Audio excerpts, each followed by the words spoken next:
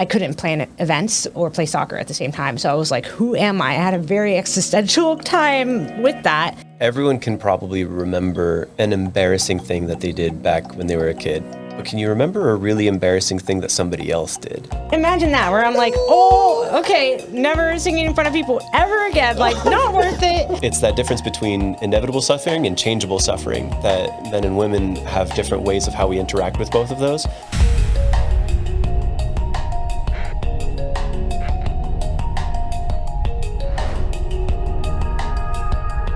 Melissa Millour, thank you so much for having joined me on the Not A Panda Podcast.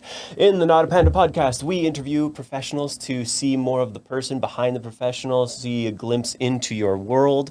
And I'm really excited because event planners and designers and things are always my favorite people to talk to, because you are an unending treasure trove of fun stories. That has always been my experience with every planner I've ever talked to, is just, you always have a bunch of stuff. So I'm really thrilled to get an opportunity to just see what it's been like on your side of the fence. To get us started, go ahead and introduce our audience to who you are, what you do. Absolutely. So my name is Melissa Millour, and I am the owner and unique event artist at Be YOUnique Events. And so what we do is we create art through event planning and design, so that whether that's weddings, whether it's corporate events or social events, we kind of do a little bit of everything. But not only that, it's just really about who we're talking to, how can we customize every event element to tell your story.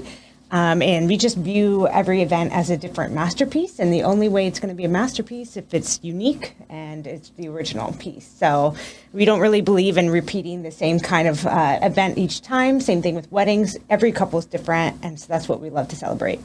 While your business itself is on the brand name is on the younger side, you, however, have been in the business for a while at this point. Something to the tune of like 10 plus years in the hospitality industry alone. Yes. So talk to us about what that transition was like. What was the moment where you were just like, I could do this? I mean, honestly, it was pretty early on, not going to lie. When I was about 16, I knew what I wanted to do. I wanted to be an event planner. So I don't know who else plans out their life that early, but I guess an event planner does, so it's very on brand. Right. But at 16, I started watching with the Jennifer Lopez, which I'm sure a lot of wedding planners can relate to. Obviously did not want to fall in love with the groom, but I just, really loved how OCD she kind of was. I saw that I had the same tendencies. I'm not OCD, but I do have some of the same tendencies as far as the tables and everything that goes on into making an event happen. Is just very organized. It's very detailed. You have to be methodical. You kind of have to have intentionality behind it.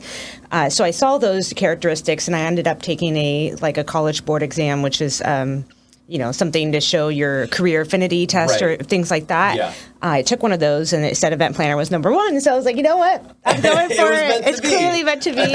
I'm being told, that this is kind of my career path. So I ended up going to college for it and majored in event management. And while I was in college, I had, extensive history in working in hospitality industry. So worked for the Ritz-Carltons, for Dawn Star in St. Petersburg. I've worked for Marriott properties, country clubs. Wild. Very, So some wide big name variety. brands there for sure. Oh, for sure. So I definitely have the hospitality spirit, and you kind of have to have it to be in the industry. So my family is Puerto Rican, so we've just always hosted celebrations. We've always, made a celebration for no reason, seemingly, but, it's just really just to get together and feel the power of events. And I had a quinceañera when I was 15. Nice. So I think just starting with celebrations galore my whole life and having it throughout my whole life, I knew there's an impact there. There is a story to tell. There is a reason people want to gather. And it's, I've noticed with time that it's somewhat going away sometimes, is people don't want to celebrate. They don't want to spend the money. They don't want to, they kind of want to isolate themselves. So I'm very passionate about bringing people together, bringing that positive energy, because that's what lasts a lifetime, and I think the more intentional the event is, the more timeless it is. So if it's with the trends, it doesn't really bring timelessness. It's more about the time, right? And so when I want people to look at the events, I want them to think, wow, that can stand the test of time. Yeah. Like no matter how much time has passed, the uniqueness of it is what's going to help it become more timeless. So I think over the years of being in the hospitality industry and kind of mastering my trade, if you will, of being in food and beverage, I've been, on the phone as a PBX operator in a hotel. I've been, doing assistant banquet directing. I've been a regional event manager. I had to go to different corporate trade shows in different states. So I have very extensive background, and I wanted to have that before starting my own business. The only reason I didn't start the business sooner, because I actually came up with the business name in college. I didn't start it sooner because my husband was in the Air Force. So it just didn't really make sense to start it until we moved back and like around home. And I'm a St. Pete native, so definitely from the area. And I'm just happy to be here and doing what I love. That is the coolest thing, to have that kind of clarity of direction for where your life was going. Because definitely in my experience, myself included, that has not been easy to acquire. Just having some sort of vision for that. Do you think that that's more of an innate quality or something that you might have picked up from your parents? That's a great question. And I'm very passionate about talking about my parents. So I'm happy to kind of go into that. So my father's an artist. He's a copper artist. And so I grew up around artists, kind of going to the studio and seeing them all work on their own crafts. And, whether it was a glass artist or a photographer or, in my father's case, a copper artist. So I got to see people doing something so passionate and so, so innate in them. That's very creative. It's a creative outlet. But not only that, but when gallery nights came and they dressed up and, there was wine and there, people were walking around, really, stuff, really seeing like what they came up with, what masterpieces they created. I thought that was, a very amazing thing to kind of get exposed to at an early age. So I knew I wanted to do something creative. I have artistic, abilities. So I do get to exercise that with what I do now. But the piece that was missing was like, what can I do that's artistic, but also that solves a solution in the industry. So I think, with my mother, she's very logistical.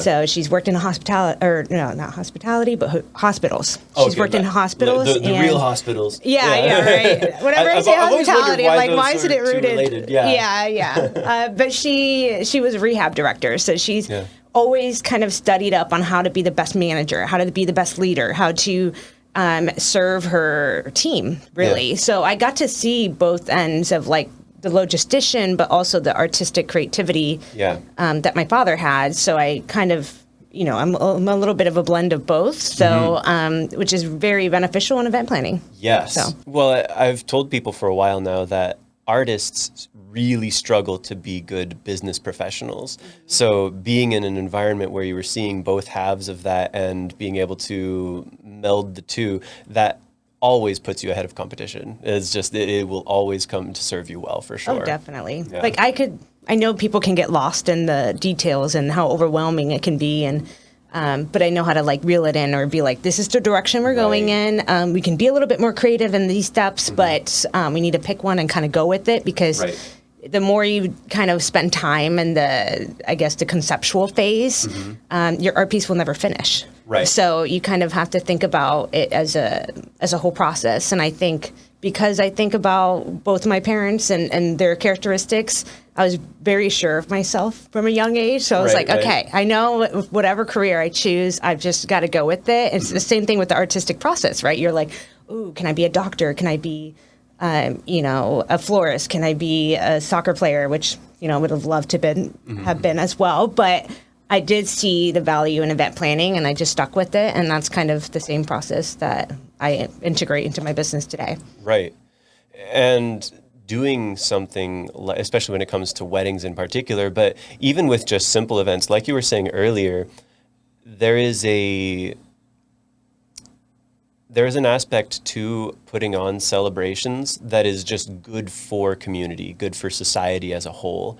And so it's a meaningful kind of occupation, which is one of the things I like about doing it as much as I do, is that you can go home at night when you have, a successful event and just feeling like, yes, I did something that matters, that has substantial weight to it. It has a certain level of significance, like on a transcendental level. Right. And so that I fully appreciate where that's coming from. You mentioned the whole community side of it, and that's something that I've been thinking about for a while now when it comes to like, why do cultures make celebrations and what are they really accomplishing? And from what I can tell, just in my own thinking about it, it's basically a way to step back from the strife of life, from like trying to accomplish things and just saying, there's more to life than just the work of it. There's more to life than having to produce things, than having to be productive and creative and that kind of stuff. And that we can come together and enjoy something together just for the sake of being able to enjoy it together. And I think that the vast majority of celebrations are some combination of that and remembering history or memorializing something in general. So yeah, there's definitely a core attribute of the soul that gets embedded into any sort of cultural events. You said that you were a St. Pete native, that this is where you were born and raised and all that. As a Western boy, I come from out in California. What I have observed is that the farther west you go in the States, the more you find that the spirit of the spirit of pioneers is still strong in the blood of the people out west. Right. That it's increasingly common that you'll find people who have moved around a lot the farther west you travel. The farther east you travel in the States, the more likely you are to find people who have just either been in the same city their whole life or at least were born somewhere nearby. So how has St. Pete changed? Because I can't relate to that kind of an experience. Yes. You know, I'm 35 at this point. I was born out in California. I have no idea what things look like now compared to when I was growing up. So I'm curious, from your perspective, from your memories of your childhood years compared to what you're seeing now, what is that like for you? Definitely. So I'll touch on a few things here because you mentioned some really, really amazing, introspective notes about events and celebrations. And my favorite quote is, it's honestly in Kung Fu Panda. So, but yesterday was history, tomorrow's a mystery, but today is a gift, and that's why it's called present. And I think that's the biggest thing about celebration is that you're taking a moment to recognize a milestone has happened of some sort, and you're actually just fully reveling in it. And you're fully reveling in it with people you love and that just bring you joy. And I think that's super important. I think coming back to St. Petersburg, it's really interesting because I will say I'm a mountain mamacita. So I love being around mountains. I was able to live in Texas for 4 years, and I also lived in New Zealand for a short period of time as well. So I've definitely, after moving around, I've recognized a little bit more of the gifts that I received when I'm, growing up in St. Petersburg, during the time I grew up in St. Petersburg. So as far as changes that's happened, I mean, I moved around for 8 years, came back, and hardly recognized it in some instances, but in a way it's good. Some may not be the most positive changes, but at the end of the day, when I grew up, it was very...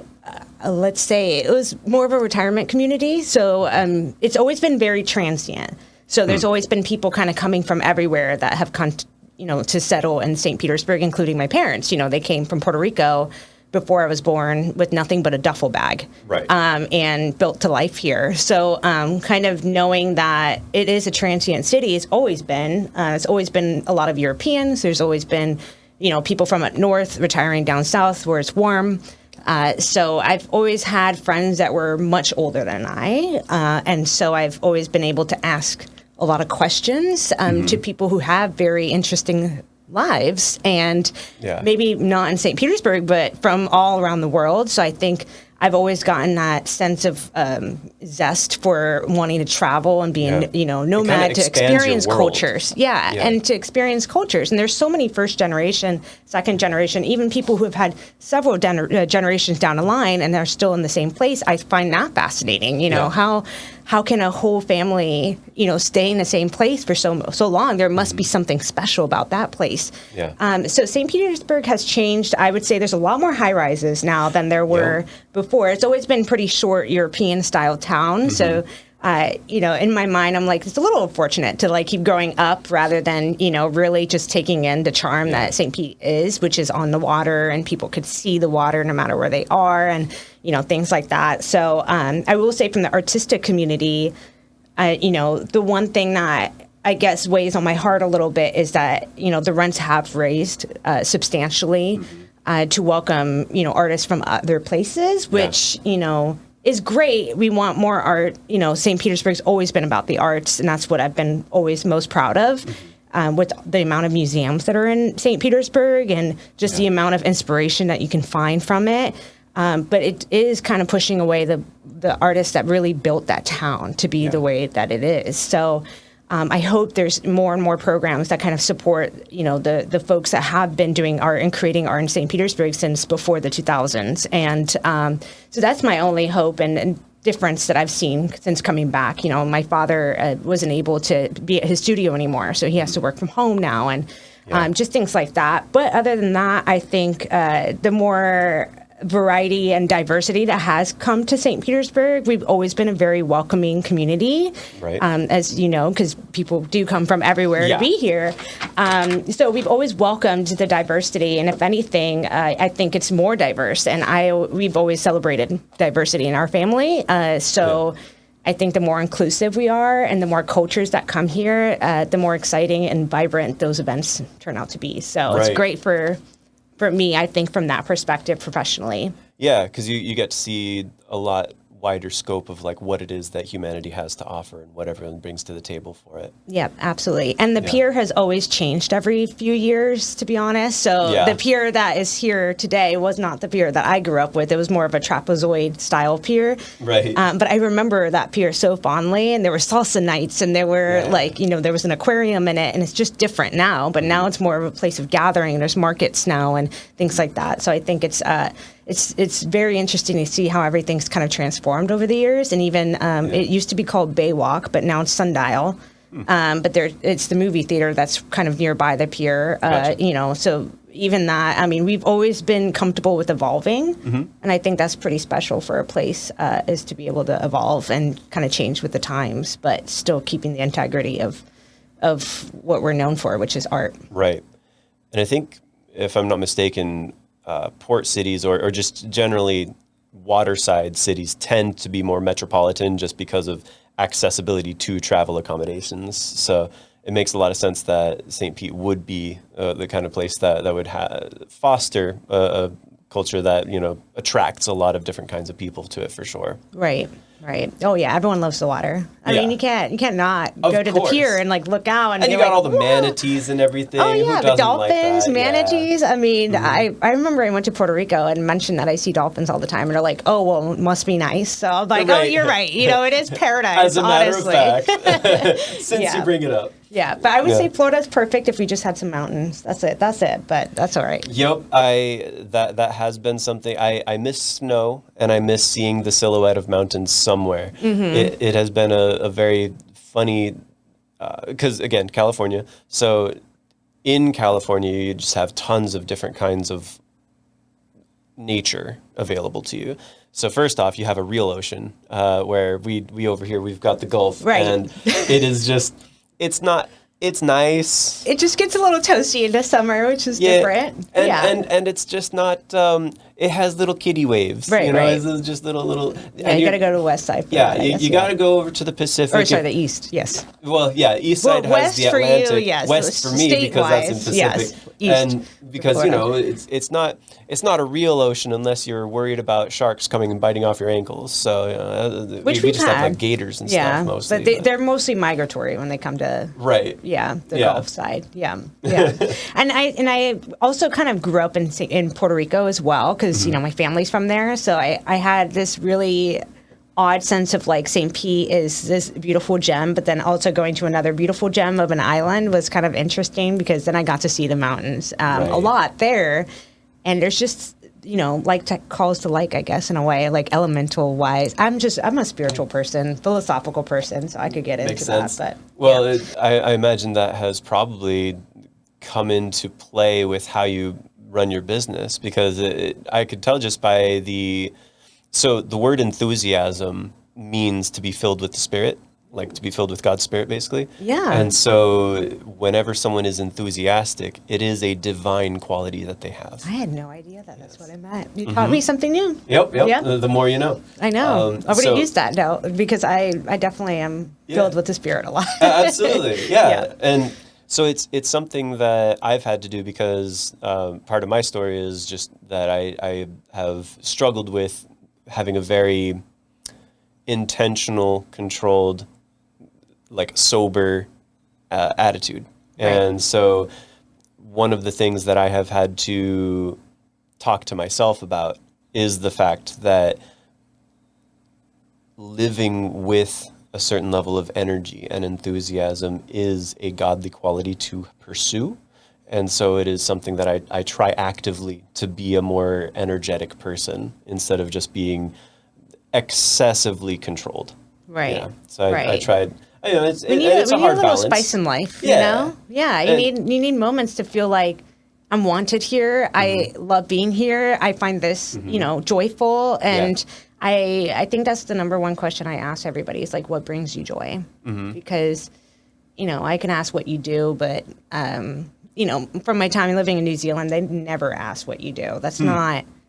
It's not even a question. They don't even care. Yeah, it doesn't matter. They're like, okay, you have your professional life, but like, what do you like to do? And I'm like, wow, you know, this is like, very refreshing. Yeah, who are you? That's really what they discern over there, which I found fascinating. I take that in life, but I think from that question of what brings you joy, I just want everyone to really continuously seek that because we deserve to be enthusiastic about life. Yeah, there's a lot to be thankful for. There's a lot to be joyous over. The world can be a very beautiful place. It can be a very ugly place too.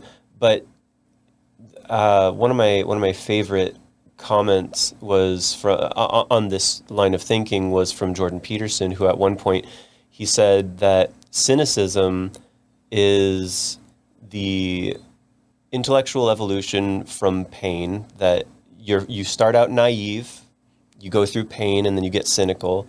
And if you stop there, then you are restricting yourself from finding real wisdom, because real wisdom is to go through that zone of cynicism to saying life has both. It has beauty and pain. And you have to be able to find a way to live with both. And you can't really have beauty without pain. You cannot. You just can't. Yeah. That's just the way the cookie crumbles. And you cannot let the weight of that crush you. You have to find a way to resolve that in your soul so that you can move forward and find the good in life and foster it, for sure. Yeah, completely agree there. What is a guiding principle for you in business? Like what's something where whenever you are questioning why you're doing something or how to design a new business idea, what has been something that you reflect on to be like, is this aligned with this core attribute of what I'm trying to be as a professional? Absolutely. That's a great question. Yeah, absolutely. I'm really big into my faith. So I'll always say that in the root of it, you know, I'm always kind of contemplating my faith and whether it feels right in the spirit, and if something is aligned or not. And I think everyone has the ability to tap into your spirit, to know intuitively, like whether something feels off or if it feels right. And so in a lot of the, you know, how I do my business, I'm a giver, which is great, you know, especially in hospitality. You're told to kind of give and you have to have that spirit, right? But there is, you know, types of people that will take advantage of that, right? And I think, you know, over time you learn, you know, those signals that kind of tell you, hey, you know, this person knows that you will give kind of anything that you have for someone's enjoyment, right? So I've learned to kind of, what they used to say, like suss it out, right? Or you're like find it out, you know, and see why there are alarm bells ringing and things like that. And it's mostly because I know I'm a giver, and there's a point where you have to fill your own cup, right? Or else you can't give much. So I've kind of started to learn that balance in life. And I think as far as guiding principle goes, I mean, our mission statement, it kind of tells everything about our company. Like if people actually read it, it's really what we're known for, how we're different is that we view event planning like an artistic process. I do hand draw every tablescape. I do take that time to do that. So that is, it's a little bit more of a customized element. It's a little bit more, that's what luxury means to me, is that you're able to customize things. And in the hospitality industry, I think a lot of guiding principles comes from my experience in the hospitality industry, because luxury means you're getting audited. Yeah. You're getting audited and you have to meet these certain standards. Like the Ritz-Carlton was 5 stars. That meant that you had to fulfill this amount of standards of service that they will audit and question you on. And if you fail it, you fail it for the whole team. You go down to 4 stars, So there isn't really anything like that in the wedding and event industry, I've noticed, as far as like auditing to make sure that when you say you're luxury, that you really are luxury and you have the standards of service in place. So tablescape, creating and designing, it really is an artistic process. So I am happy to say that I have that part, right? And another part of our mission statement is sustainability. So, I went to Florida Gulf Coast University. So if anyone is a Florida Gulf Coast alumni, can probably agree with me that they really drill home environment. And like the Everglades and things like that. So really taking in consideration how we're treating our earth, right? And so events do a lot of waste. So anytime that I can limit that waste, I try to do. And we have a recycle program where couples, for example, for weddings, can donate decor and whatever that they have if they feel like, I don't need 100 candles and I bought it already. So they donate it and we just pay it forward to the next couple. So we're trying to limit waste there instead of just keeping it and collecting dust. It can provide value to somebody else. So we have that program in place. My business cards, you can plant it and it grows wildflowers. So all these like very intentional elements is to show that we are very sustainability driven. One day would love to be like a certified B Corporation where we have no waste at all in the company, and then that we can try to do that in every event that we do. And then the last guiding principle that's part of our mission statement is supporting local vendors. I think anytime that we can support a company, we want it to be a small business. We want it to be someone that will talk to our guests directly or our clients directly and our companies directly, because we deserve that level of service where we're not picking up the phone as an automated message. It should be someone greeting them. It can be someone who truly values the event that they're trying to bring forth, whether it's a company, a couple, or a family. So I think my faith is number one, and then our mission statement is kind of rooted in everything we do at our company. We just want to create masterpieces, and the only way it's a masterpiece is if it's different than any other, wedding or event.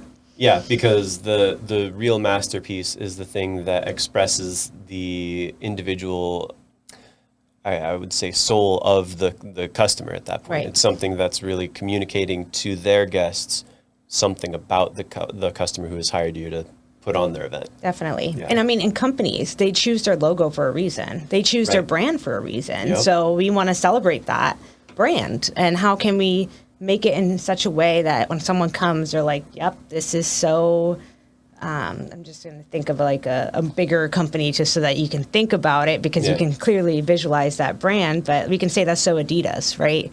We can think of it's black and white, right? But there is sports, there's this and that. And so that should be kind of everywhere at that event if it's an Adidas event. So and framing it that way, that reminds me of the idea of what it is that your brand represents, because when you say some watch brand Rolex, there's a lot of assumptions that goes into that. When you say Apple, there's a lot of assumptions that a person puts into that goes beyond what technology they've made. There's a certain persona, a certain character of what kinds of people use those products. Absolutely. And so the brand name goes beyond just a simple matter of what is it that they sell, and goes into what does your participation with that brand name say about you as a person. Absolutely. And so, I would definitely say that makes a lot of sense, that when working with a company to put on one of their events, you would have to be conscientious of like, what is it that they want their guests to come away with. Right. Yeah. And they should know their colors. They should know your why your logo is the way it is, why you approach the business the way you do, and they should kind of feel that. And that's kind of what we try to help bring to the surface, is how people feel when they walk into the space. Right. Mm-hmm. I'm trying to figure out. I feel like my chair is leaning forward.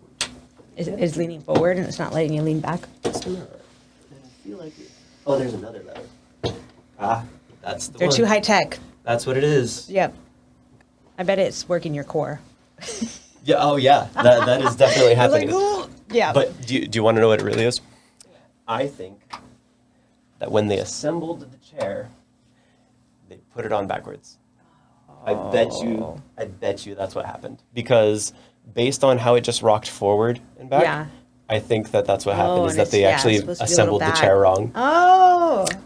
Not much you can do about that now. What? You need to change your line of business. Auditing chairs. Well, okay. So this is actually, I am absolutely going to include this in the video now, because this is a topic I have a propensity for on-the-fly problem solving because of that kind of deduction that I just did right now. I am very quick to be able to put pieces together to say, what is the problem? What is the solution we want to have? And then try to figure out what the solution is. Right. Typically, what happens with a lot of people is that they will start out with, what is the thing that's preventing me from moving forward? And they just tackle it as a one-step process of, there is a problem and I need to hit it until it goes away.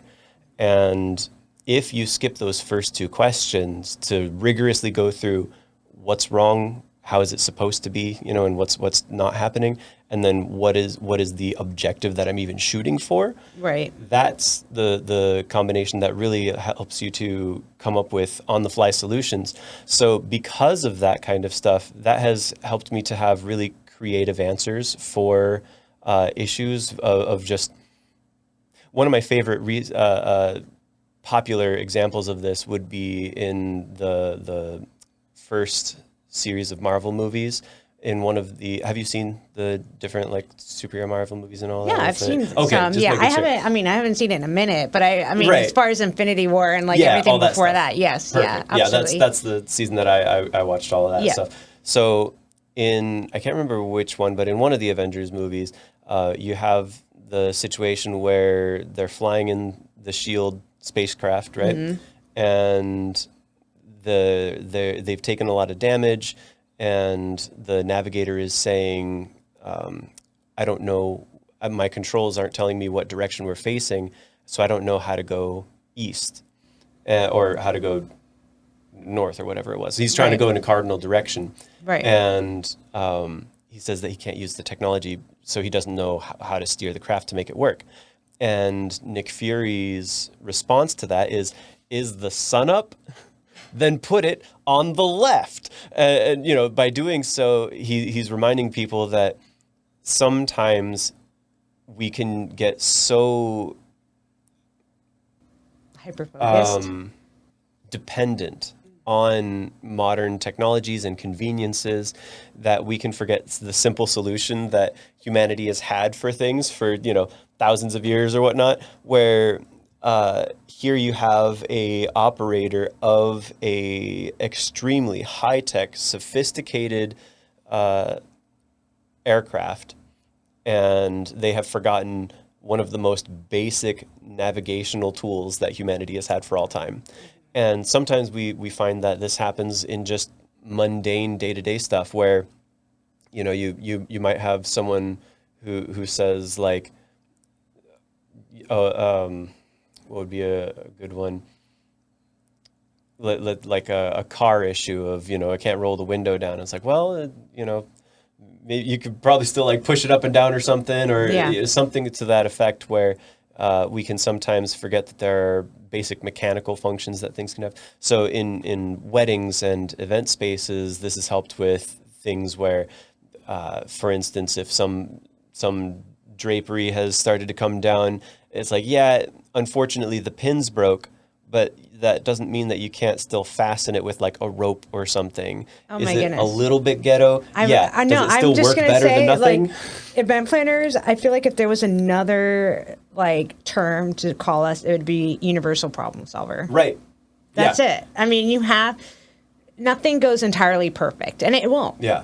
I mean, hopefully everyone keeps the essence of why that event is happening, right? Like, oh, I'm marrying my best friend, or oh, we're supposed to educate people here, or oh, celebrating my 30th birthday, whatever it is, like, hopefully they can keep that essence, but it's us behind the scenes going like, okay, let's, the drape is falling. I got bobby pins, you've got this, you just start, you honestly just get whatever you have to do to fix something that's obviously the most, visible, I would say. And you just do it. And things happen. This is my favorite thing to ask every person. What has been, along these lines, what has been one of the craziest things that you've had to figure out a solution to that you were just not prepared for?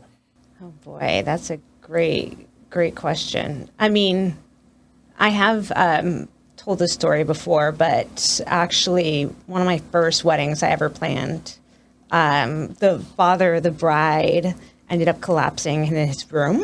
Oh, no. At one point, towards the end of the night, thankfully, everything that we could control went off without a hitch. Right. It was great. It was wonderful. Everyone's dancing on the dance floor at this point, and we're just, getting ready to break down and things like that. And then we see the bridal party going into an elevator, and we're like, what's happening? Why is the bride and groom leaving their own party? Right, You tend to start paying attention there and seeing what we can do to just make sure that we're managing things, that if there's anything amiss, we're here for them, and we found out about the father, and a family member was like, oh, he, is not the most healthy, whatever. And I'm like, oh, well, the father isn't. And then they were saying no. And so I said, okay, well, let me go ahead and check up on everything. Long story short, he was not responsive. He unfortunately coded 4 times. And so I was in the room while he was coded for a part of it. I did let the front desk know immediately. I've worked in hotels, so I kind of know what the procedure is. And they were able to alert EMS. Thankfully, the bridal party were medical staff members, actually. So they worked, it was a blessing. So it really of was. all people for that to happen. Of all people. They're doing CPR. They know what they're doing. They're, the adrenaline kicked in for them. So I had to console some people, and one of them was like, I do CPR every week at my EMS job, but I've never had to do it on my friend's father, and broke down. And I just hugged her. I said, you might have been the difference between life and death for this person. So just know that, you've done everything you could. And I think when you can kind of be that person of reason during the event, it's very helpful in that situation. Because then I was like, don't worry about the wedding. We'll break down everything. It's going to be great. You just worry about your father. And then they took him to the hospital. And then days later, I'm praying for this man. I think everyone is, we're just like, please, it happened on the wedding day. It's not really, something that we can control, but it was something that we really want to help with, and just know that we're there for them. And that's just from the genuine care that we have. And turns out, they were about to let him go, and he woke up. It was completely fine. Doctors had no explanation for what happened, and he had no brain damage. He was perfectly healthy. Don't know how. But, just a temporary glitch in the system. But that continues to be my all-time craziest story. But I think after that event, I was like, we can only go up from here. Right, yeah. But I'm just so blessed that that he ended up being okay. And there's other events that have happened, obviously, like rain and weather, and we've had to move a whole entire ceremony in 30 minutes to go inside where the reception was, and there wasn't an alternative space for ceremony, which I recommend everyone asking their venue if there is. Just it's always important to know and what the plan B is. So we already had a plan B in place, which is great. And I think that comes with being over-prepared. We have to be as over-prepared as possible. We have to know if rain happens, what are we doing? Right. So we ended up being able to move everything inside, and we ended up putting only a few rows of chairs because we still had to keep that reception intact. And we had to speed up the reception setup process. We were supposed to have 2 more hours to set up, and we had to cut it in half. And everyone jumped in. The venue was fantastic. Yeah. The caterers were like, we know that the food is going to have to be delayed. And I said, yes, we'll continue to be in talks with this. Biggest thing is staying calm. Yeah. Being able to sit down and like you said, you have to really go with what's the problem? What can we handle? Like, what do we want out of this? And we ended up actually, with the bride, there was a balcony where her bridal suite was. So I said, you know what? For your ceremony, you're going to go out on that balcony. You're going to just show people like why they came. You know, your groom is going to look up at you at that balcony. It's going to be a very fairy tale moment, you know? And she killed it, smashed it. Everyone was like blown away by that entrance. So even though it wasn't outside like it was supposed to be, we still made a way to make it very impactful and still kind of remind people why they came, you know, and bring her out. And it ended up being such a party, a celebration. So, you know, this is... And it was downpouring. So thank God we moved it inside. Yes. Yeah, right. Yeah. So it's like definitely the right call. Right. And everyone's like doubting it. Like, no, it'll be fine. I'm like, no. Trust me on this. The bride just got her hair done for 5 hours. I'm not doing this to her. For this is what she needs. We're here. We got it. We plan B. As the DJ, I've absolutely had to tell people like I'm not going out there. Right. Like it's nothing personal, but them clouds are going to pour some point in the next half hour. See, and I'm thinking about that as well. Is the speaker system that's out there. You know, these are expensive equipment. It's not that we don't want to put a wedding together in a rain. It's more of like you have to realize how many hours. The speaker and whatever other kinds of equipment, the you know, if there's any sort of table or board or anything that they bring out, I mean, you could be looking at anywhere from $1,000 to $2,000 worth of DJ equipment out there. And waterproof DJ equipment isn't really a thing for the most part. So I can only imagine. And I think that's what's important is that, you know, things will always go a little bit amiss, but my stories are always that, you know, you just got to be calm and have fun with it. It can be like an unfortunate situation, but you could always look at it and smile, or you could look at it and freak out. Yeah. And luckily we're not those kind of people. So absolutely. Yeah. One of the things that I've actually had to counsel a client on I believe it was for a wedding, there was a bride who was stressing out about the fact that things were not, it was going disastrously. There were a lot of things that were not, it was things like people not showing up that were supposed to show up, you know, maybe like the best man got stuck in traffic because he had to go back to get the rings out of the hotel room or something. Like just really major problems that were happening. And it was really starting to weigh really heavily on the couple, the bride in particular. Right. And so just as part of what I do, I took the couple aside for a moment and I said, hey, keep in mind, everything that's happening today is for you and your family to express to one another how much you love each other and support one another. That's ultimately all we're doing here. So don't feel like this is a stage production where they bought tickets and they're going to be disappointed at the show. That's not what's happening. They came so that they can tell you how much they love and support your new marriage together and the journey that you two are about to go on together. And even though there are pieces that, as much as you would have loved to have them, didn't go the way you wanted, it doesn't mean that the day is ruined. Because as long as you two still love each other and your family still loves you, nothing else really matters. Right. And it is unfortunate that things didn't go well. But what we can do now is just make the best out of the rest of the day that we still have. And it has never failed to give people that kind of perspective and help to alleviate the emotional burden that weddings have. Oh, absolutely. Because, I mean, if you think about it, these people are experiencing emotion because they took a moment to celebrate, right? Yep. Because they took the moment to step back and be like, okay, how can we encapsulate, you know, this love we have and celebrate that we're taking the next step together. Yep. Because they're doing that, their emotions are an all-time high, you know, and when we do what we do and we do it out of love, and not only, you know, this is our career, but it's also like, we just know that this is kind of what we're built to do. You know, we're built to be here so that you can relax on the day. So that you can not have to stress out and things like that. My favorite line, so that you can be a passenger instead of the driver at your own wedding. Yeah.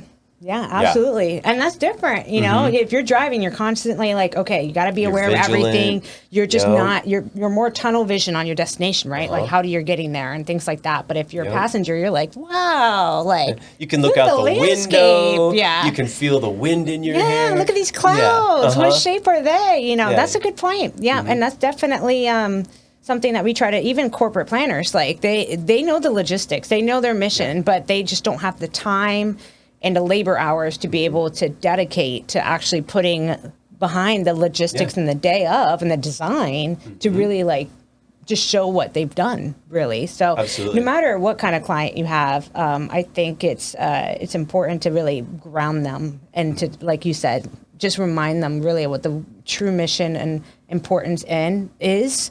And it's important to define it beforehand if it's for a corporate event. You know, like, what do you want to get out of this? You know, what is your true mission? Yes, we can try to hit those objectives, but at the end of the day, if everyone had to walk away with something, what do you want them to walk away with? Good feelings? Great.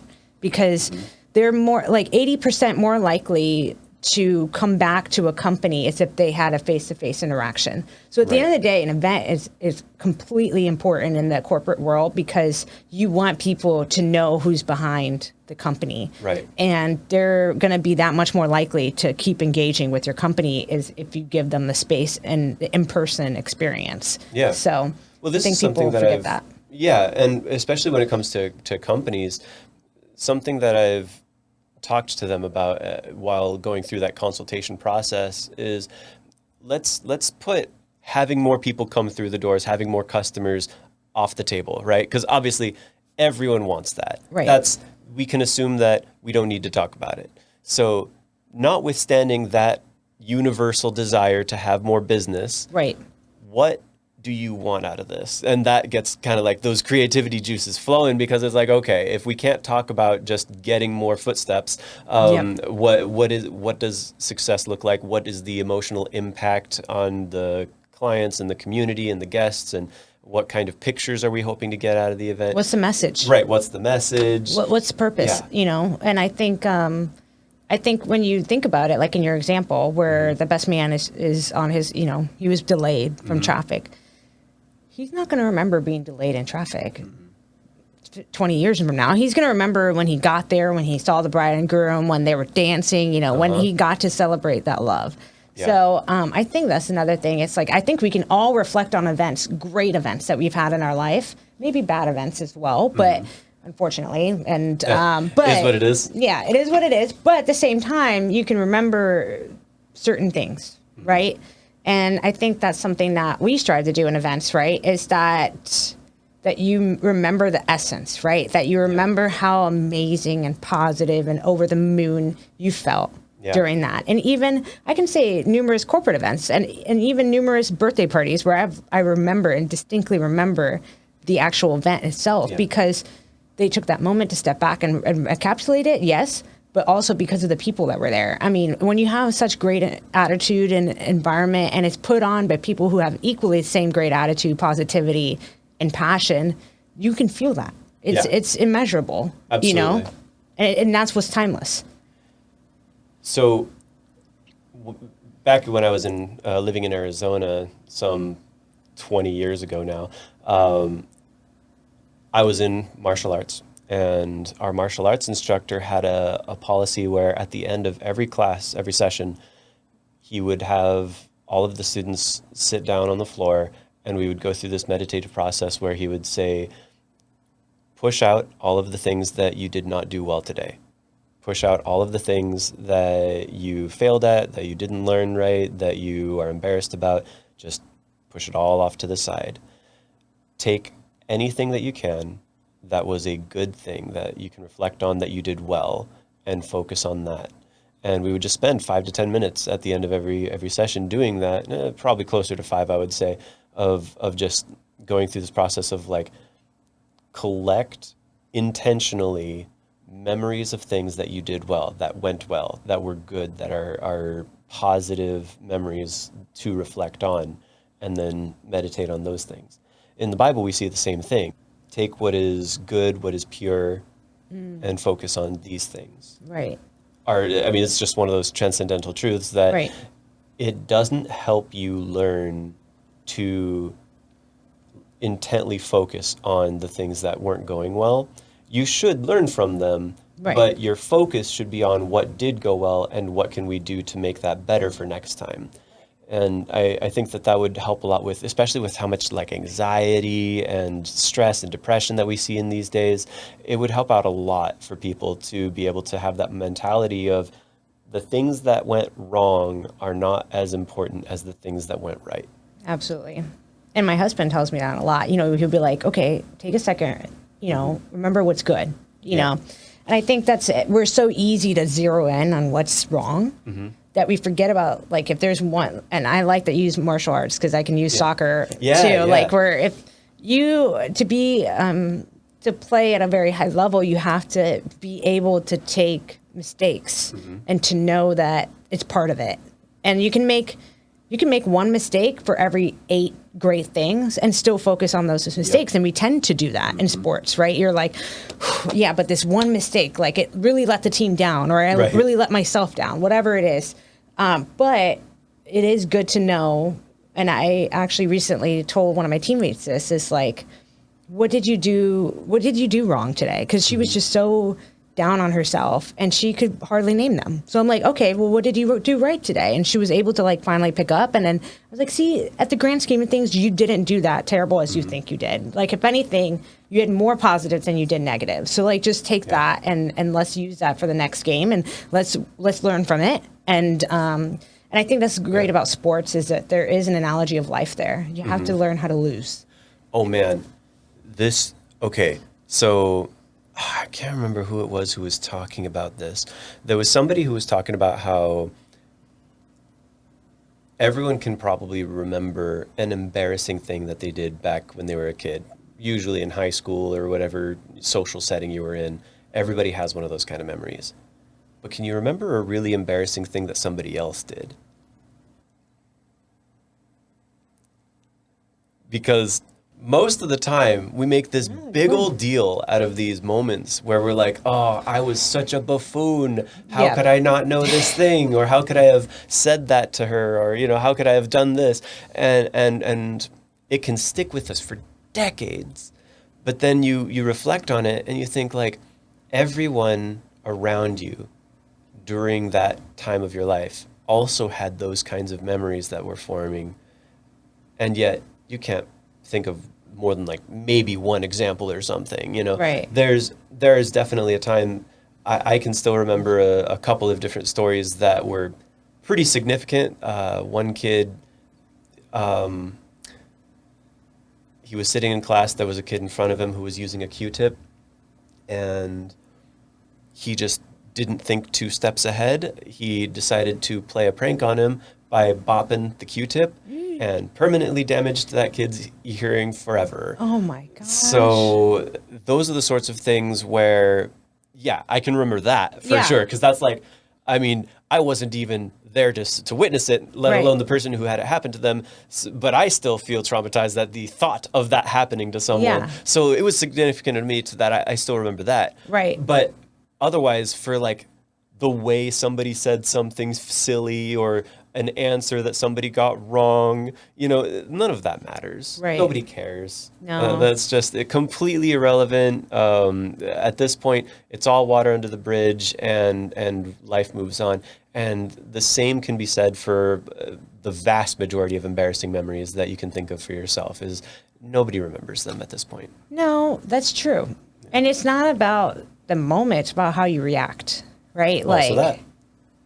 It's about, you know, what did you do after? And like, do people, if you found it so embarrassing, were they, well, I can talk. Okay. So my embarrassing moment was that I actually sang in a talent show in 5th grade. Ooh. Very I felt courageous. I got up there, I got booed by every single kid in that room. So imagine that, where I'm like, oh, okay, never singing in front of people ever again. Like, not worth it. Did not have the greatest relationships, with people in elementary, but at the same time, like, you're a kid. You know what I mean? And I know that people can take these to life, you know? But I feel like part of mental fortitude is like, is knowing that it was probably a one-time thing. You know what I mean? I'm never going to probably get it in front of another auditorium unless I'm like so atrocious and people really are that mean. But I think it's just more of like I'm trying to do karaoke now. Like I'm like, I know I have this, you know, unsettling feeling when I sing in front of people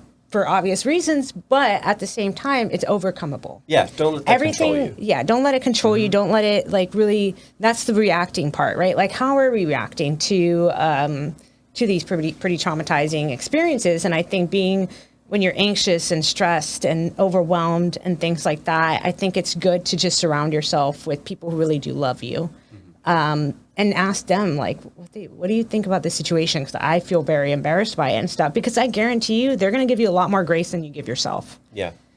And I think sometimes you need that just to see, like, okay, here's someone who's completely not in my own head that's telling me that it's not that bad. And I think we all need people like that. So even karaoke, people keep pushing me to do it, which, you know, at the same time, I'm like, I just need maybe a few drinks so that I can get up there. But gotta build up some courage here. But I agree. I think it's important to overcome fears because I think so many people want to sit and severate in it and choose to stay with the fear rather than how do I face it head on. And I think that's something that as a small business owner you have to do because a lot of your fears come to the surface, you know, and you kind of have to know how to deal with it.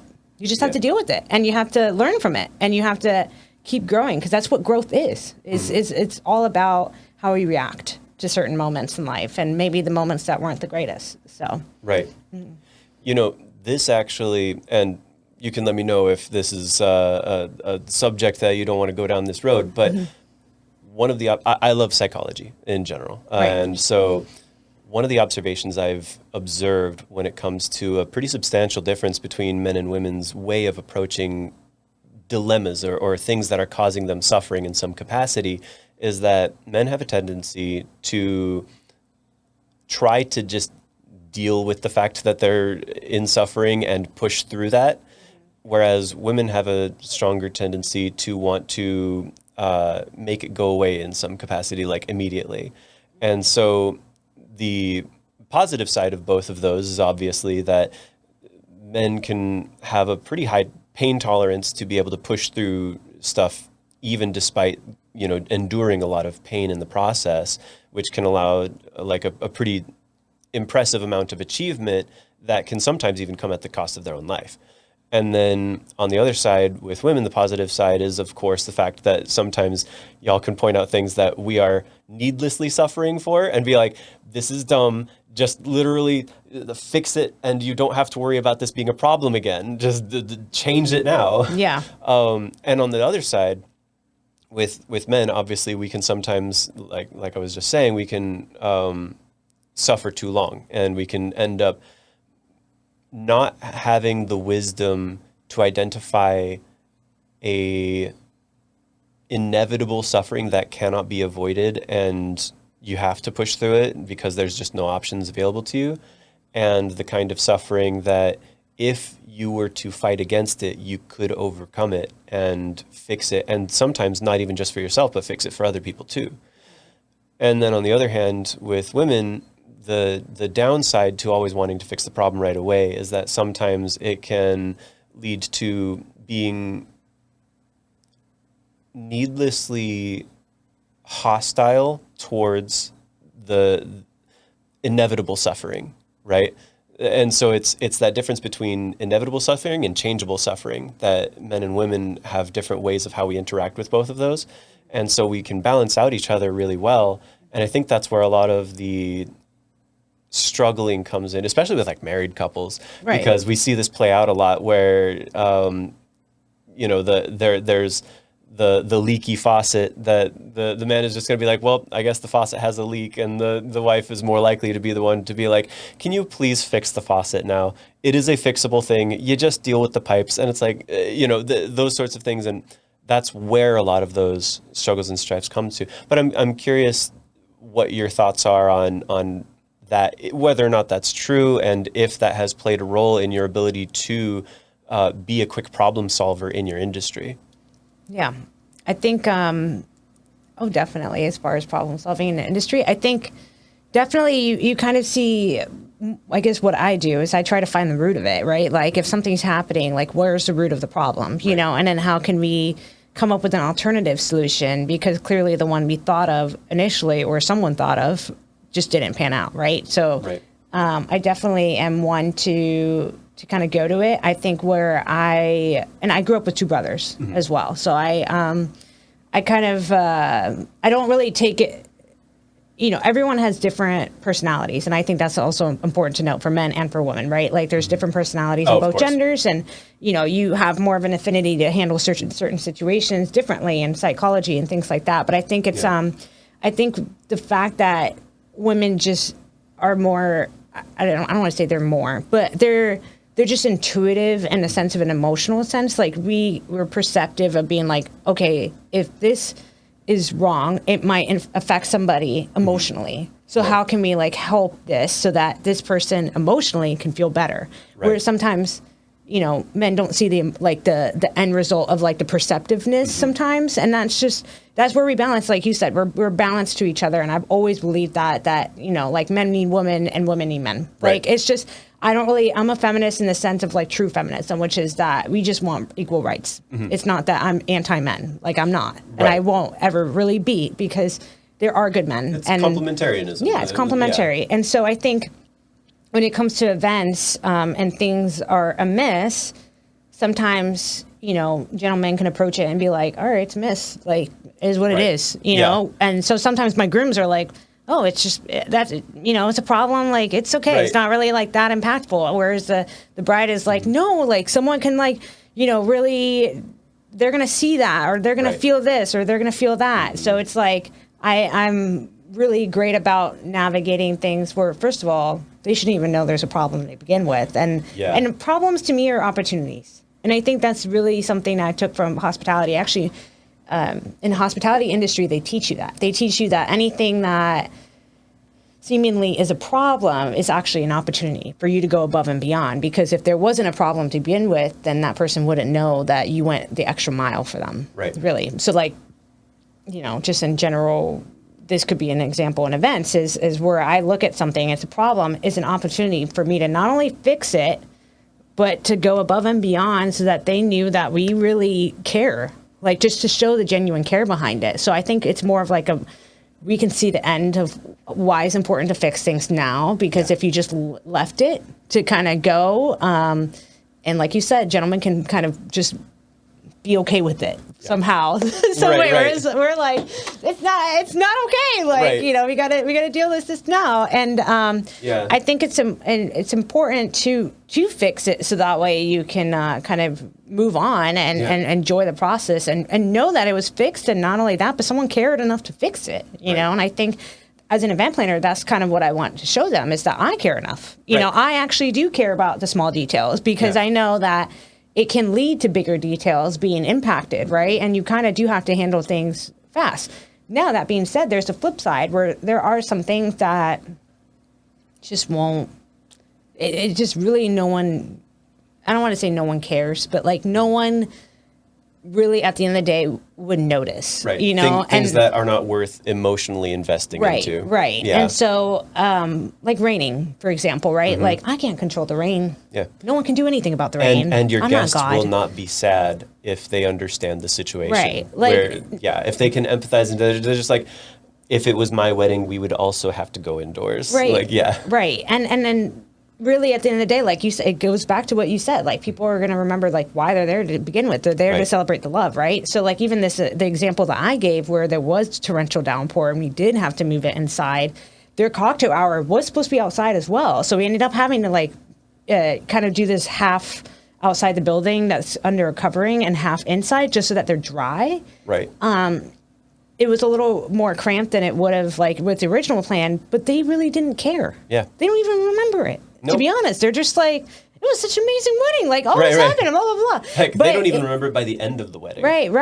But my way to fix it was like, there's a covered awning out front. It's not like the end-all, be-all solution that's going to be able to fix it and go back to the original plan, right? But it is enough that people just won't they just won't care. They just know that it's out of the control. You've done the best you can. And sometimes I'm able to tell like brides, hey, like it's raining, but they're happy. They've got drinks flowing. They're in charcuterie mode, you know, they're happy. They're just reflecting on the fact that they just saw you get married, you know? And sometimes the groom it doesn't even really know that that's, you know, like happened, it's you know? Pretty often I've found that the groom is kind of just there for the ride. Right. You know? It's pretty common that they are not particularly involved nor emotionally invested into the specific itinerary. Yeah. But either way, they're both thoughtful. Yes. If you think about it, they're both like, they both do want their guests to be happy. They both do want the experience to be great. And I think it's just, you know, we approach it differently. And most importantly is that the groom typically just wants the bride to be happy at the end of the wedding. Yeah. It's like, even if the guests were unhappy, as long as the bride doesn't feel bad about it, then, you know, the groom is cool with pretty much anything. Me and the groom are like best friends, you know. I'm like, we just want to keep her, you know, happy. But I also want to consider him because they're willing. I think gentlemen don't, I think this is the one thing that I've noticed about, you know, gentlemen, and it's from growing up to two brothers,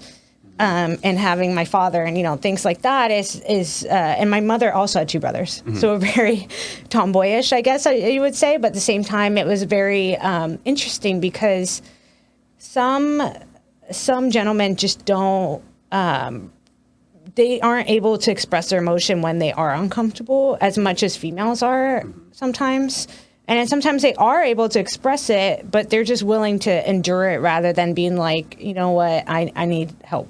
And I think that just comes from society, right? Like, you can't ask for help. Like, you have to protect. You have to step up. You have to kind of be stoic so that way no one knows that you're, you know, that there is a problem. You are generally socially penalized for needing help with something. Yeah, there's a certain stigma about I disagree. Like, you deserve to have gentlemen that you don't have to like compete with to be able to talk about things. You know, that's something also that I've noticed is that they tend to do sports or a game or something as an activity so that they don't really have to sit and chat and, you know, revel in something, right? Or ask questions or like seek each other for help. So a lot of escapism these days. And it's to an unhealthy degree.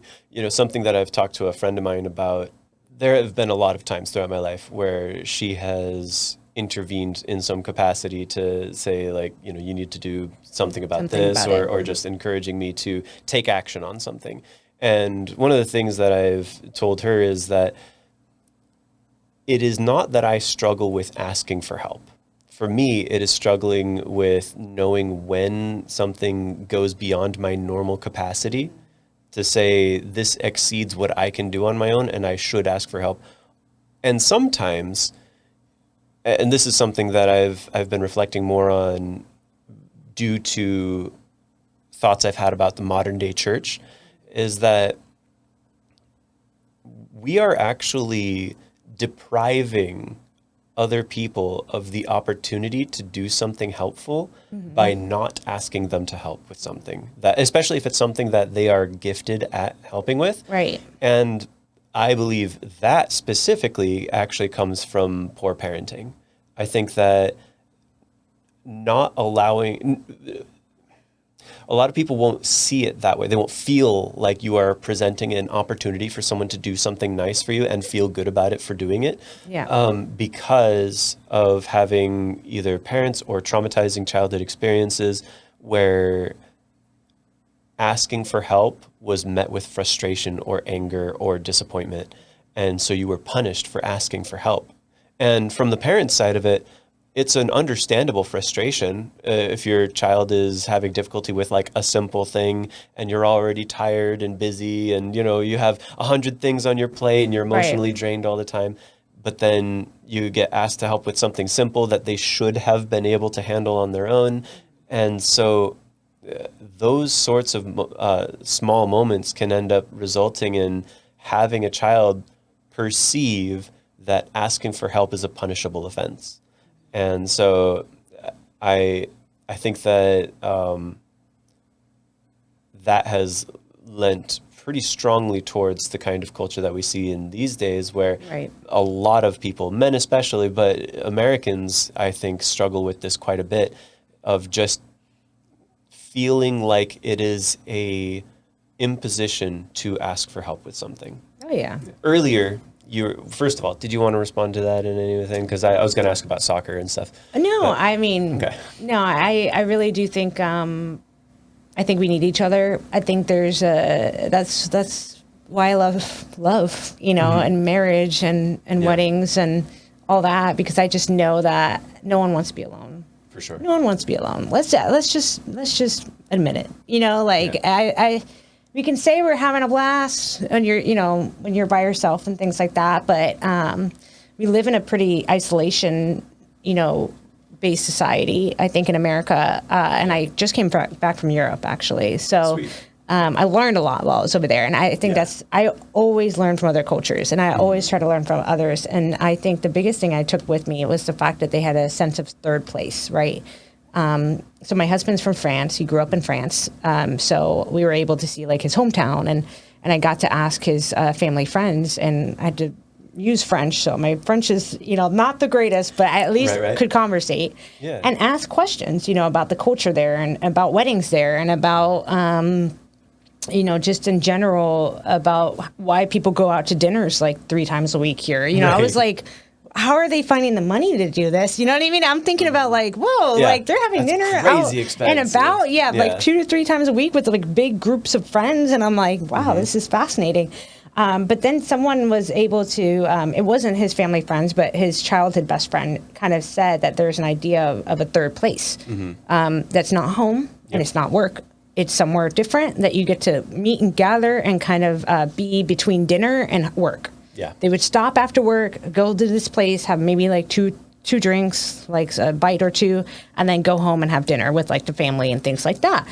And I thought that was fascinating that was even a thing, because in the States, we don't live close enough for us to be able to have that third place. But like, how can we have that third place here, and feel comfortable enough to ask for help in those times and things like that? Because I think when we see each other, it's so few and far in between that you don't want to bring up that there's a problem when you do see each other, because you want to like revel in it and be excited, and you don't want to bring the mood down, basically. So I think that's another problem with like having people kind of open up, is that they don't want to put a damper on the moments. And so we just continue to hold on to like this pain, right? Or whatever they're going through. So I think it's an interesting third place thing. One of the biggest reasons why it's a problem is because of I want to say it's called autocentric city planning, that when, so there's a couple of different issues that we run into. First is, I'm a proponent of owning your own property. I fully think that that's a great thing to have. However, the problem is that everybody wants to own property that sprawls out. And the more you have of properties that sprawl outward instead of upward, the more you have it where you have to travel a long distance to get to a place that does business. Right. Now, what would fix a lot of that is if we could change zoning laws, because one of the biggest issues that we have had when it comes to having an easy accessible spot is that you typically have a zone for exclusively residential properties, and then another zone for business, and then another zone for residential. And so we kind of split it out like that. Right. There was this one time recently where I was doing an event at an HOA where they basically had their own little strip mall in the middle of their HOA. So you had all of these residences gathered around a centralized location that had, I think it was like 5 businesses or something. Yeah. And because of that, if you wanted to do things, there was like an activity business, there was a couple of different restaurant businesses and something else I can't remember, but the fact was that you could just walk there. You could walk there, and that was not even take a bike. You could just walk from your house to the thing and meet with somebody else, one of your neighbors. We generally don't really have that. The only time I've ever left the States was going to China, and when I was in China, there was it was so compact, the cities that they have there. I went to Chongqing, which was if you imagine like American geography, it's kind of Oklahoma, Colorado-ish, so somewhere central western, that kind of zone. And when I was there, when you're in the city, it is very commonplace that things are just walkable and accessible from wherever it is that you parked, that you find a spot to park and then you can walk everywhere else. Lots of apartment buildings where you can just go down the elevator, and a lot of the times the ground floor of the apartment building is businesses. Right. It's a mixed use building. Right. Right. And when I was looking at that, I was like, it just makes a lot of sense from a community aspect to have something like that. Of course, the trade-off then becomes that you start to feel like chicken in a coop. So it's like we just can't be happy, you know. There's always something, reality. some There's downside something. to the two of them. There's no utopias. There isn't, but I think that the best thing that I've seen so far that would at least get us closer to the goal would be something like the HOA to have. Which there are some in Pasco County that are like that, where they have like a little like there's like a little business, there's a restaurant, there's a bar, you know, like there's like small little businesses, and then the community is kind of focused around it. And I think, that is true. That's definitely true. I think just in Paris alone, there's so many residences that I can see why people go down and like meet each other, you know, 2 or 3 times a week. So it's close enough that it's not like you're spending an exorbitant amount of time away from home and things like that. So well, I can if you look at cells of a body, it's like that, where they have different components that help the cell to be healthy. And likewise, I think that would make sense for a residential community, that just having houses, and sometimes if it's a fancy HOA, they might have an amenity like a community center. And that's kind of the purpose of it, right? They want people to like gather there, but in reality, there isn't really anything that task-wise people would go there other than to meet. So it has to be some kind of other there needs to be some activity. kind of purpose or something that changes, that draws people there. Some sort of culture of having regular activities that take place there to incentivize people to meet there.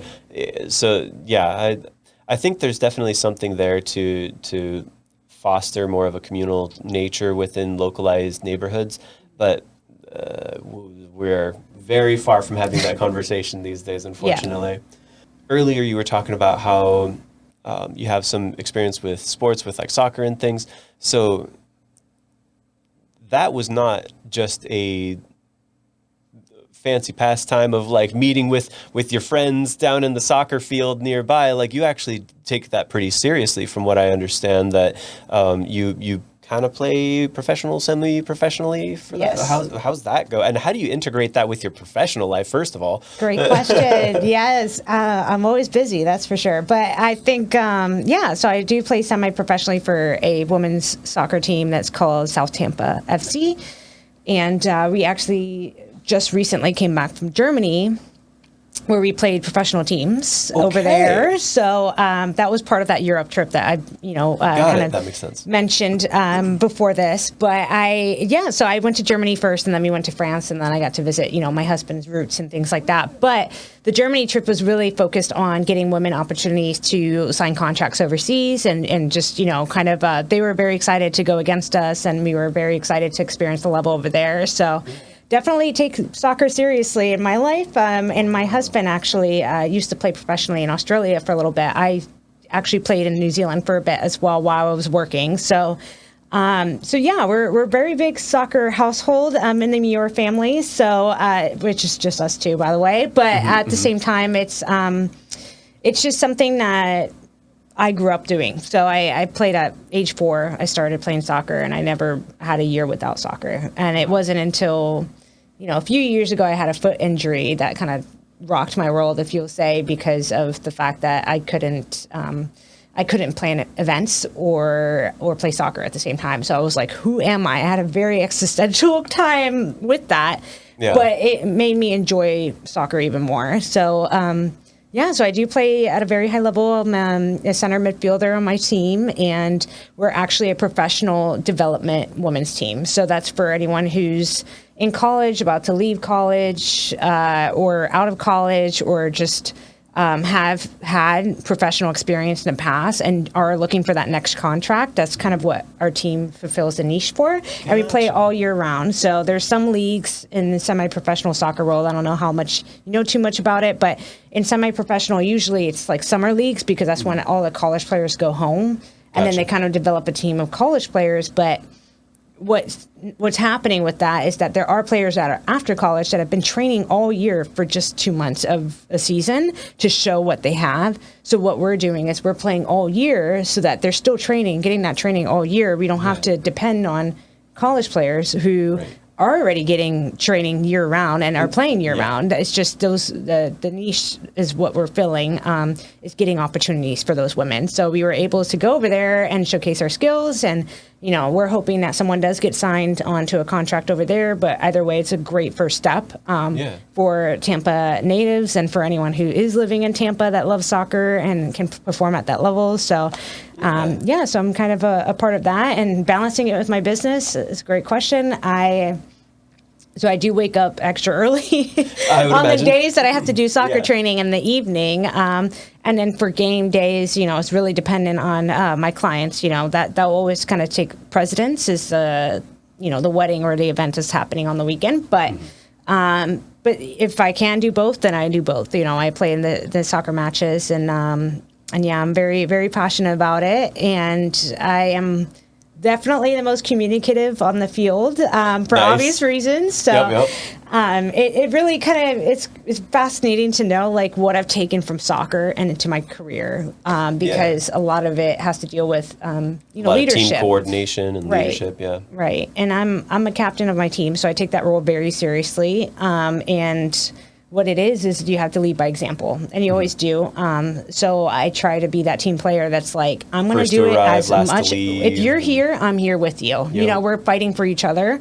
And I think going back to things before, it's like you learn how to lose. You learn how to deal with very high stress environments, which is translatable into event industry, right? There's very high stress environments, so you have to be calm. You have to kind of think strategically, how can I get out of this high stress environment and come out on top, right? So, sports is the game of life. Honestly, and soccer is the best sport in the world, in my opinion. Being very biased, but the World Cup in the U.S. was beautiful to see. Oh, I could tell Europeans celebrate it way more, no offense, but it's also true. Oh, yeah. No, they decidedly get a lot more...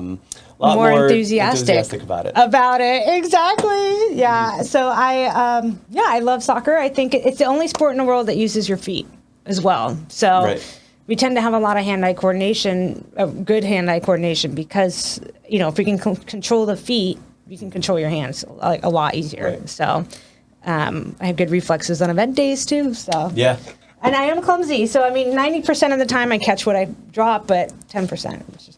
What it is. In combat, your footwork is equally, if not more important than your upper body movements as well. It's true of boxing, of any sort of martial arts. It's just you have to be in control of what's going on down there. Right, right, absolutely. And I would say dancing. And I actually love dancing. Like I'm the first one on the dance floor. Yeah. Anything to do where I don't have to really sometimes make small talk. I'm like, okay, I'm going to go dance because it's just, that's where the action's at. Yep, you have the freedom to express yourself through dancing. I think that's pretty amazing. Yeah. And you can also get a pretty good beat on the energy in the room if you're out there with the people dancing to get a good feel for how much fun people are having, and you can kind of sense out the energy and the conversations they're having on the dance floor with each other. So there's a lot of insights that you can pick up on. And you can say one-liners. Also that. And then everyone's greeting it with woo, So I think dancing is great. And I think sports and soccer, footwork, and just in general in footwork, going into that is that, you have feet, you have whatever you have, whatever life and shape you came into, you have the freedom to move. Yes. No matter what, you can move. And if you can't move, at least your brain is there, right? So there's movement in brain and synapses and things like that. So I think if you have the freedom for it, just do it. Just exercise it. Just have fun. Let loose. No one watching really actually cares. If anything, they're envious that you're able to take that courageous step and just have fun and get out there. Same thing with sports, you know? I have found when it comes to the dance floor that the more variety of people, like young, old, the friend group, outside the friend group, the more people who actually come out to the dance floor, the more fun the party feels for everybody. Right. And that's why I always tell people that when it comes to set design, I always am considerate of the older people who are usually just sitting off in the tables having a conversation. Yeah. I'm always trying to not like cater exclusively the whole night to them, but I'll try and slip in a song here and there that I'm explicitly targeting to that crowd to see like, hey, you guys are included. You're welcome to come out here too. And it usually works with, something like a slow song or Motown or something like that to get people out there. And when that happens, when you see, grandma and grandpa come out onto the dance floor and kind of like shimmy down, it makes everybody have a much more fun time. Oh yeah, definitely. I mean, because you have to remember we were all young once. Yep. Absolutely. We were all, and so important to see age older is just people a number. Play. Yeah. And we have a lot to learn from each other, no matter how young, no matter how old you are, and they're aging like fine wine if they're coming out to the dance floor and they're having a good time, they're boogieing. Oh, absolutely. So, that is aging well for sure. Oh yeah, absolutely. So as we come to a close, I always want to end off with two questions. First is, what is a really important lesson that you're glad to have learned after your years in the business and just professional lesson that you've learned? And then the other is similar in, what is the number one lesson in life that you've learned? And if you can't narrow it down to one, just a really important lesson. Yeah, I think it's a great question. And for me, they kind of blend for both. Just because I think everyone who dealt with COVID knows, I think more than anyone, how important it is to kind of take a moment and reflect on who's closest to you, who you check on, what matters, right? And I think a lot of people talk about generations, right, and generational differences. And to be honest, I don't really care about generations and generational differences as so much as I care about, simply we're human. We're all human. We can all die at any moment. Yeah. We all are like that, but we all deserve to be checked on, or love each other. And I think learning wise, what I learned over my professional years, I would say is just knowing that if something doesn't pan out exactly the way you want, it's because there's something better. Yeah. That's coming. And you have to learn from it. You have to kind of not take it as a bad thing, but take it as an opportunity. Like we talked about, learning if something doesn't really go the way you want, there's an opportunity from that. And I encourage everyone to find that opportunity and what it is, because that's something that I've definitely learned, is that with everything that's happened, it was for a reason. And I think that goes on a spiritual level as well as it does professionally. And then as far as life, really, and just be careful where you're investing your time. Yeah. Because I've had it in my professional career, right? COVID, I lost my job. I got laid off. That job, I was clocking in 60 hours per week. I was an assistant banquet director. I was doing events constantly. I was waking up at 4 a.m., get in at 5, and then be the last one leaving because I was in a managerial role. Yeah. And I just remember people asking, "Oh, you're leaving now?" And I'm like, "Yes, I've been here for 10 hours." The fact that that's even a question, it baffles me to this day in a professional setting, because it's in American culture so much that you have to overwork to be valued as a good worker. Yeah. Right? Which I think is insane, because that doesn't help us become more efficient. If anything, it helps us be, just really dragging ourselves through the mud, really, than being more efficient. So I think that's something that I've learned in life, is invest your time wisely, because now looking back on it, would I have worked 60, 70 hour work weeks? I missed out on so many moments during that time period that I wish I would have taken to be like, you know what, I'm going to go celebrate my niece's birthday. Or I'm going to go see my best friend that I haven't seen, in however long. I'm going to go take a vacation. I think invest your time, because if you have PTO and you're not using your PTO, to the hour, something's up. Right. You just take a second and plan it out. Just do something, literally take a day for yourself, whatever it is.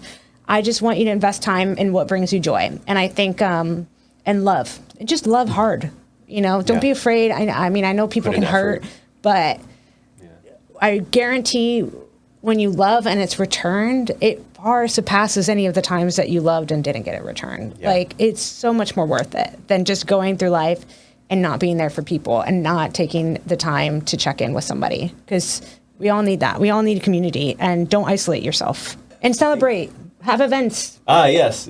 Of course. Life is worth celebrating. There are good things that are worth spending the time and effort to put something together. You don't have to overcomplicate it. You do not have to spend hundreds of dollars to make an event special. If it's an elopement, if it's a big wedding, if it's like a big corporate event, a small meeting, whatever it is, just celebrate it. There's a purpose that you want to have it to be. Absolutely. Yeah. There are things that are just worth putting in the time and effort for, and it's good for people. It's good for the humanity side of every business. For sure. Definitely. Yeah. Absolutely. Well, Melissa, thank you for having me. It's my absolute blast. Fun. Yeah. So to close us out, feel free to go ahead and look at the camera, tell people how to find you, your social media, website, best way to contact you, any of that kind of jazz. Yeah, absolutely. Well, again, my name is Melissa Millour from Be YOUnique Events. So you can find us on BeYOUniqueEvents.com. And it is unique, but with the YOU. So it's like Be You and then uniqueevents.com. So you can either follow us on Instagram. We are on LinkedIn and Facebook as well. My soccer team, if you're a soccer fanatic, is South Tampa FC Women on Instagram. And feel free to reach out. We're happy to have you, whether it's for an event, just to gather, talk about how we can help. We're here for you. And we want to create a masterpiece with you. So it's all about creating that art through event planning. Perfect. All right. Thank you again for being here. I appreciate you making the time. Of course. My pleasure.